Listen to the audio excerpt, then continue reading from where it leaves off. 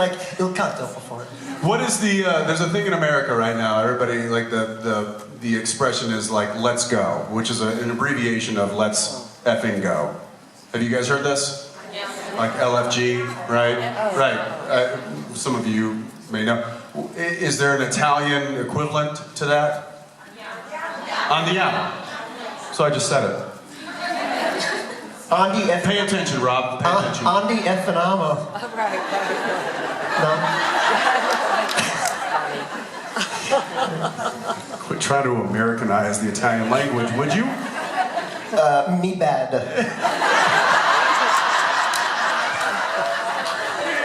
Keep it up. Hi. Hi, I'm out of contest right now. This is too serious for me, I think. Can I ask this? Yes. It's a serious Please, question. Okay. bring us back down. I don't know if this has before ever or they did it on purpose on the show, but I know this is a running team on all the 15 series of the Supernatural, and every time they want Dean get hurt, they hit his heart, and that made sense to me because this is what Dean is all art, and I was wondering if this is a real thing or I see things. If every time they hurt Dean, they hit his heart? Every single time, yeah. They hit his, hit his chest? Yes. Is that true? A heart attack or... I noticed. Oh, like a heart attack? Yeah, in every way. Gosh, I've never thought about that. That's a really interesting, like pickup. Maybe. That might have been I mean, that's a writer question. That's a could be question.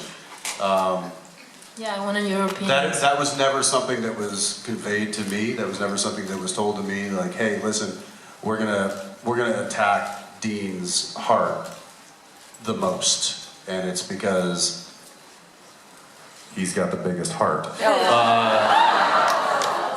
But it's a really good kind of perception or perspective on the story, and I think it might have been one of those happy accidents that it happened that way, maybe subconsciously to the writers and probably subconsciously to me, that if you want to get Dean, that's where you get him. Yeah.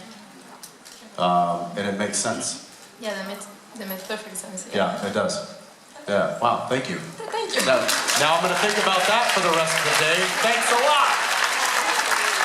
Poetic. It's like poetry. It was beautiful. Yeah. All right. And that's when Rob puts his glasses on, when we get poetic. It's poetic. Well, because then you can take them off when we get comedic. See? It's a bit. It's a bit. And scene. Yes. Hi. Hi, so Rob, I hope you can become poetic as well for this answer. Okay. Because I don't think we talked enough about it, but what can we all possibly do to get your both groups for some shows in Europe? Mention anything. Somebody give me a pair of glasses, would you? What do you think? What are the chances we could do something? Oh, here we go. Here we go. Here we go.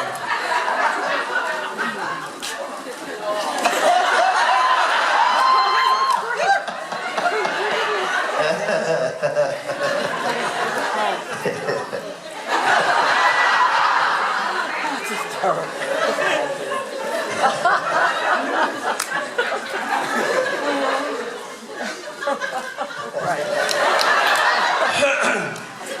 Doctor? Yes. I've looked at the charts. It's not promising. Oh, no. The question was... What can we all possibly do to convince you both to do a show in Europe? Well, has Limesway not done a... Yeah, we've done a lot of shows in Europe. Yeah, that's why I said both groups Oh, together. together. Oh, a little European tour. Well, it's funny you asked that. There was some talk of doing a mini tour this summer. It unfortunately, due to scheduling and other variables, resulted in only having one show. But that's not to say that that's not a conversation that has been started and can continue. Obviously, like if I was to go do something like that, which is stepping out of my comfort zone, I will say, and into his comfort zone, I would want it to be with somebody that I know and trust and love and know that has my back and will help me in, you know, a variety of ways. So, yeah, you know, if and when that could and would happen, that would be awesome. And if we are able to make it make sense to come overseas, then we would do that. We are entertainers by trade, whether it's on stage, on set, or in the green room, or wherever. To get to do that, and to get to bring joy, and to get to express ourselves in those ways is highly fulfilling. But we also have responsibilities back at home. And those keep us tethered, and those keep us grounded, and those keep us real. And so for that, we have to find a balance. And so if we can find a balance that it makes sense to come here, hell yeah, let's do that. That'd be a dream. Yeah. And can I take these glasses off because they're giving me a headache?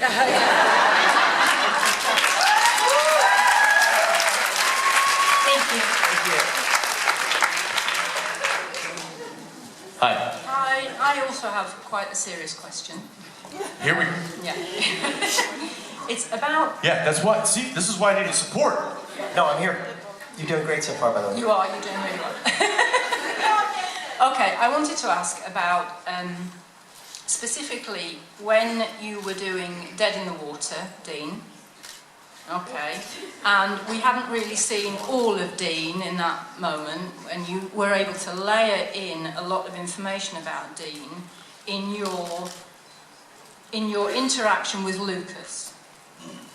Okay, so what I wanted to ask both of you is it important when you're developing a character to have like a linchpin of something that then you can then use to, it's almost like exposition, tell a little bit more of the story of the character during that relationship? Because Dean went on to have lots of really, really good, important, empathic connections with children and teenagers all the way through, right up to advanced thanatology when the boy had stolen the mask. So that was my question.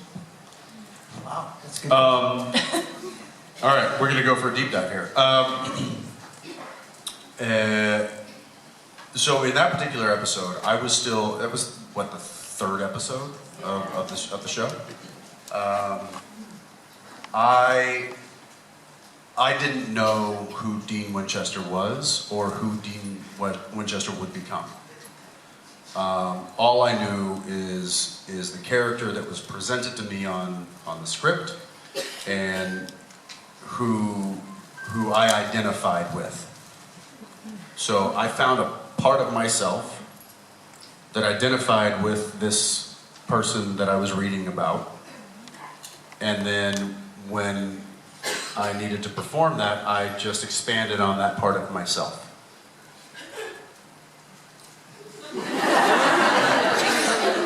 If you ask a lot of us, a lot of fans, it's that moment where we really fall in love with Dean Winchester because we see how deep a personality he is. So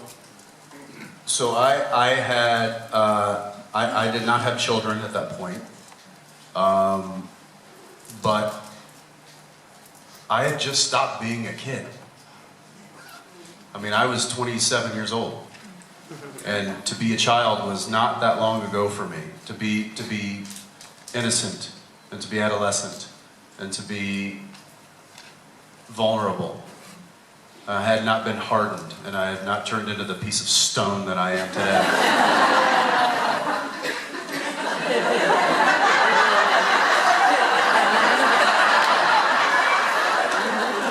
That's where you're supposed to say no.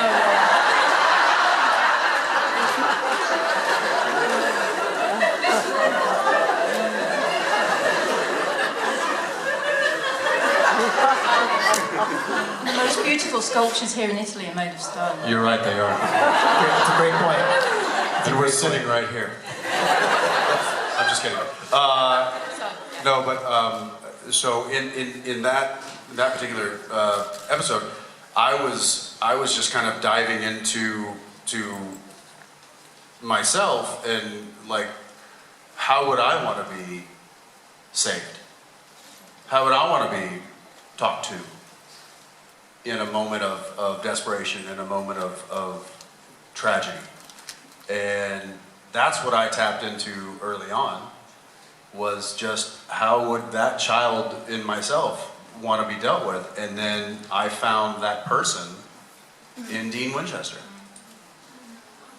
And so that's how that turn kind of happened, was like, this was my vision of who I wanted to save me.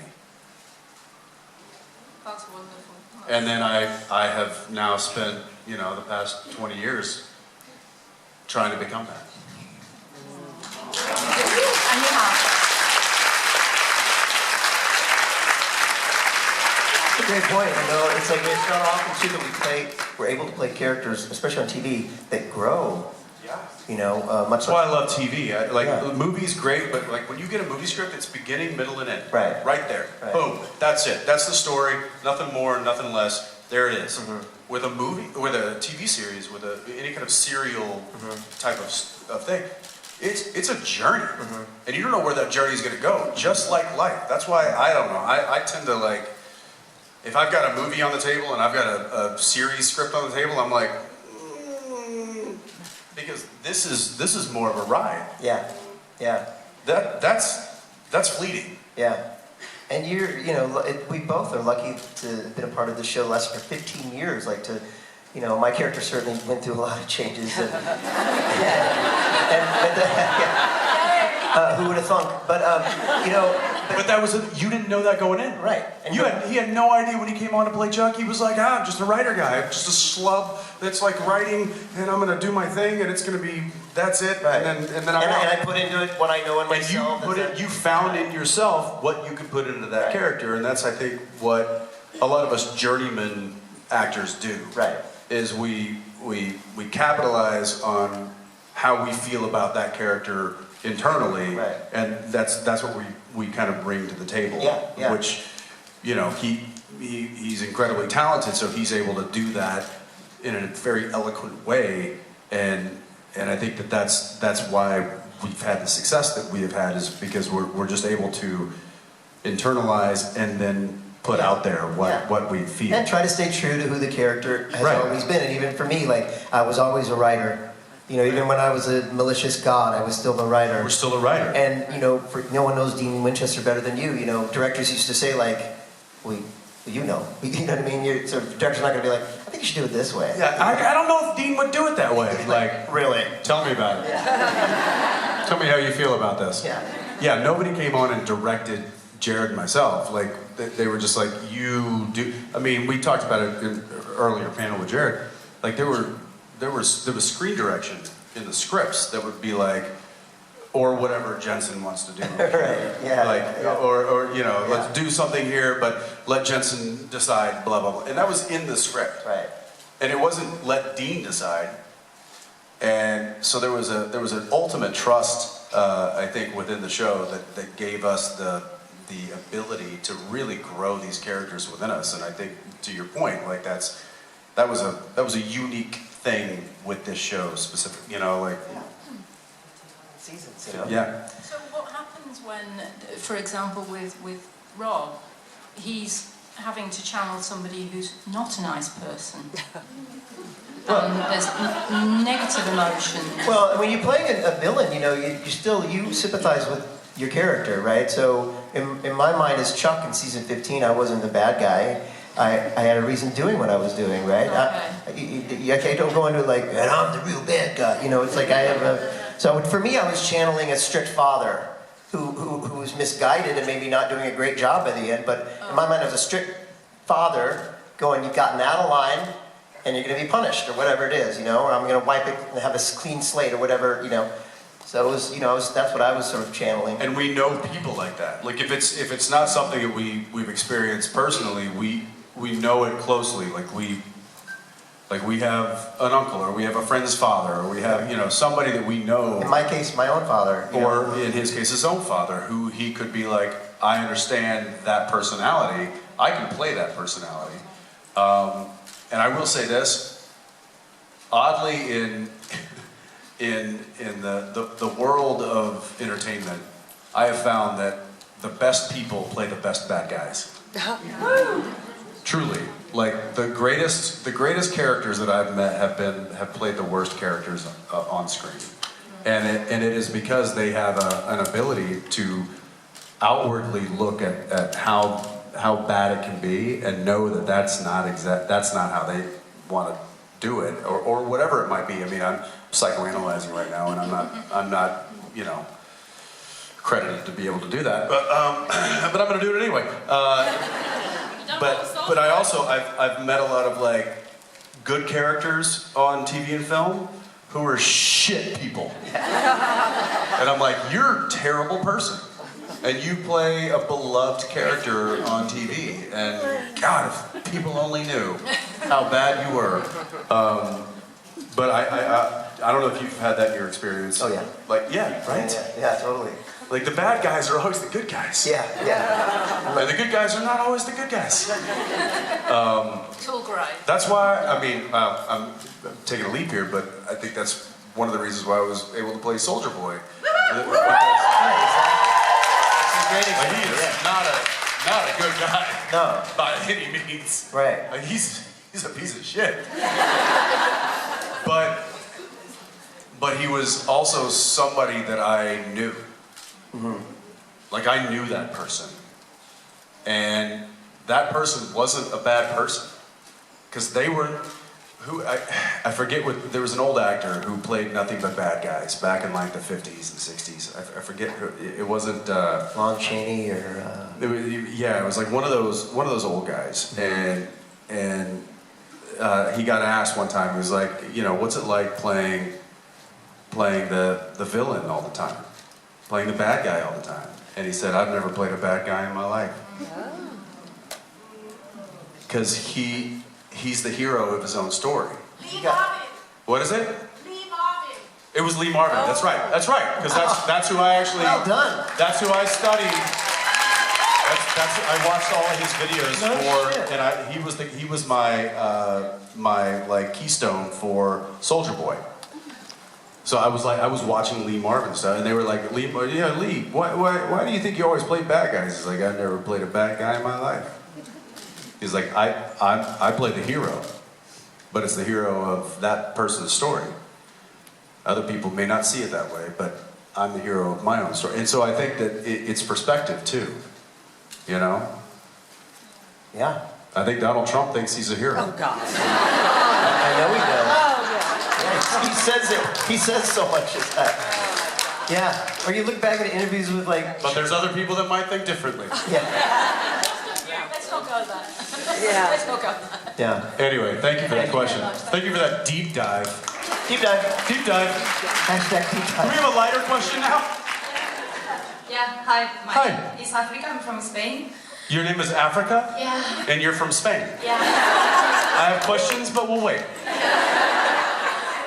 So my friend and I want to get a tattoo of the show. So we chose a sentence that really resonates with us, which is, family doesn't end with blood. Oh yeah. But in the show, Dean, when he talks to Crowley, he said, family doesn't end in blood. So I want to know, which version would you choose to get the tattoo? With. Yeah. Wait. Okay. With. We'll do that. I think it's grammatically correct. Yeah. Right. That's what you're trying to Family doesn't end say. with blood. Yeah. Family doesn't end in blood. No, that's Doesn't end- that's a bad thing. No. Family doesn't end in murder. And even to say family doesn't end in blood, meaning there's going to be more blood. There's going to be more blood. Yeah. I think it's with. Wait, okay, Yeah. we'll do that. Thank Yeah. you. Thank you. Glad we cleared that up. Thank you for clarifying that. Hey. Jensen, I wanted to ask you something about your character Boan. I wanted to ask you how much freedom you had to develop your character, and what you think his backstory was, because we never learned about that. This is a Big Sky. Which one? Big Sky. Okay. So, Oh, sorry.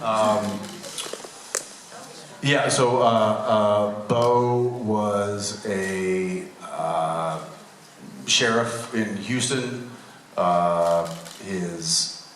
He got divorced with his wife. His wife took his daughter, moved to Montana, and he decided that, well, in order to be closer to his daughter, that he would move up there as well. He took a job at the local law enforcement, immediately got promoted to sheriff because they were missing a sheriff, and he was a sheriff and he was qualified, and so that's how he got into that position. And then he was like, okay, well, I'm gonna be here for a little while, I guess I'll make friends. His backstory, I think there was probably some plots like seeded early on with like his partner, and I know it was touched on a little bit in the show, but I think that was all seeded in case the show went for another season, which it didn't. So none of that got to pan out. And I don't know what the plan was for it. Maybe the writers didn't have anything, or maybe they had something, I don't know. I know Elwood, the showrunner, very well. In fact, I just worked with him again. I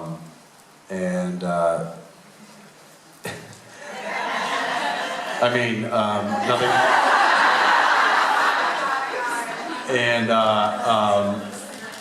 he was like, I got plans, but we'll figure it out. So a lot of time, I mean, even Kripke, he'd be like, he would cliffhang things and be like, all right, well, we knocked that out of the park. That was awesome. That was a great cliffhanger. Now we got to paint ourselves out of a box for the next 3 months and figure out how we're going to get out of it for season 4. Yeah, like season 5. What's the season that ends in you dead? That was Season 2, 3. 3. No, Yeah. 2. 2.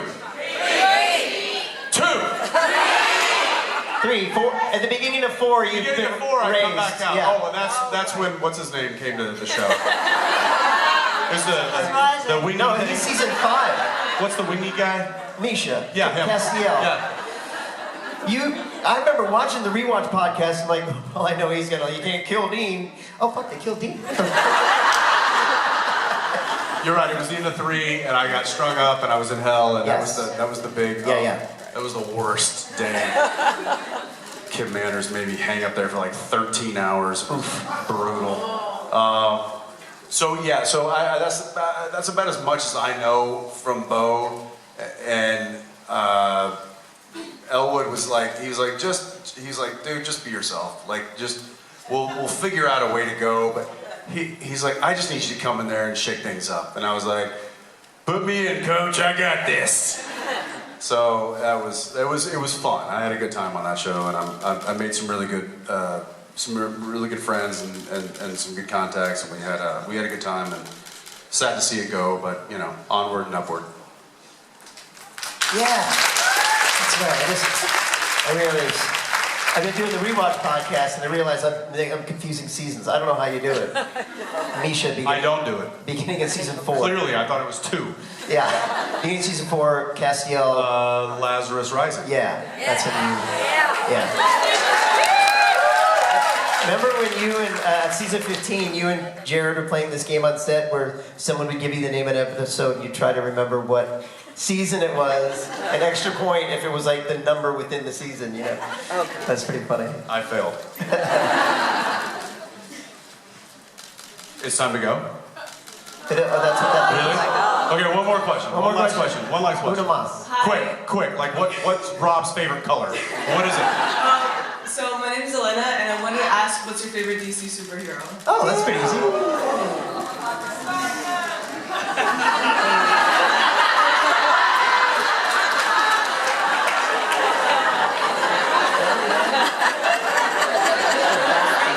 Can I just tell you, my kids have a sticker on their backpack that says, "My dad is Batman."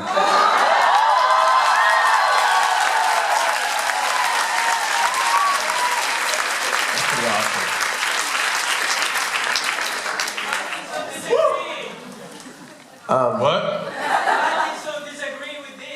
You don't disagree with that? I think in support of you as Batman. I think that they, yeah, Yes. yeah. They don't. I mean, listen, I'm not live action Batman, Cartoon Batman. but I can voice a Batman. I think Spider-Man for me. Just because he's like, that's Marvel? Has it always been Marvel? Are you sure it's Marvel? Well, then I'm gonna go with. Wonder Woman. Wait. Isn't there a guy that goes real quick? The Flash? Yeah, is that DC? Yes. I'd go the Flash. On that note, Thank you, we're gonna everyone. flash out of here. Thank you guys.